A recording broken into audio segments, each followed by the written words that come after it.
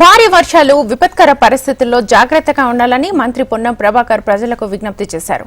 ప్రభుత్వం పునరావాస కార్యక్రమాల్లో నిమగ్నమై ఉందన్నారు. ప్రజలకు అండగా ఉండాలని అన్ని రకాల కార్యక్రమాలు చేస్తున్నామని తెలిపారు.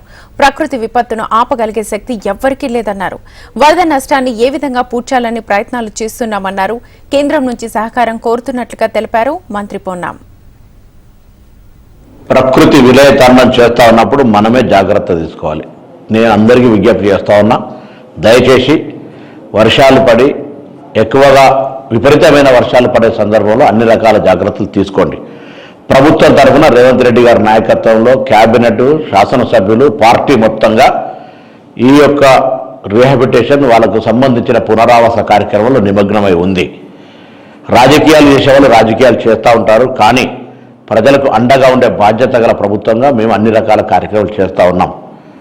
ప్రకృతి విపత్తును ఆపగలిగే శక్తి ఎవరికీ లేదు.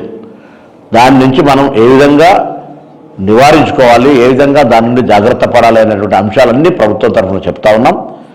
నష్టానికి సంబంధించి ఏ విధంగా పూడ్చుకోవాలో ప్రయత్నం చేస్తా ఉన్నాం. కేంద్రాన్ని కూడా సహకారం అడుగుతా ఉన్నాం. మనం కూడా మన బాధ్యతగా మన కార్యక్రమం నిర్వహించుకునే ప్రయత్నం చేద్దాం. మీరు కూడా ఏదైనా ఎక్కడైనా ఇమీడియట్గా విపత్తు వస్తే అధికారులందరికీ రాష్ట్ర వ్యాప్తంగా ఆదేశాలు ఇచ్చాం. ఎక్కడి వాళ్ళు అక్కడ స్థానికంగా ఉండి ప్రజలకు అందుబాటులో ఉండాలని మా పార్టీ నాయకత్వాన్ని కూడా కోరినాం. మేము కూడా నియోజకవర్గాల లోపల ఎక్కడ ప్రజలకు ఇబ్బంది లేకుండా అన్ని రకాల అబ్జర్వేషన్స్ జరుగుతూ ఉంది. దయచేసి ప్రజల సహకారం అవసరాలు, ప్రభుత్వం ఒకటే చేయడం అనేటువంటిది కాదు. ప్రజలందరూ కూడా ఇటువంటి ఒక విపత్కర పరిస్థితుల్లో ప్రభుత్వానికి అండగా ఉంటూ పరస్పర ప్రజల సహకారం చేసుకునే విధంగా ముందుకు నడవాలని, మీకు ఈ యొక్క ప్రభుత్వం ప్రజాపాలన ప్రభుత్వం మీకు పూర్తి స్థాయిలో అండగా ఉంటుందనేటువంటి మాట సందర్భంగా మనం చేస్తా ఉన్నాను. ప్రకృతి విలయతాండం చేస్తా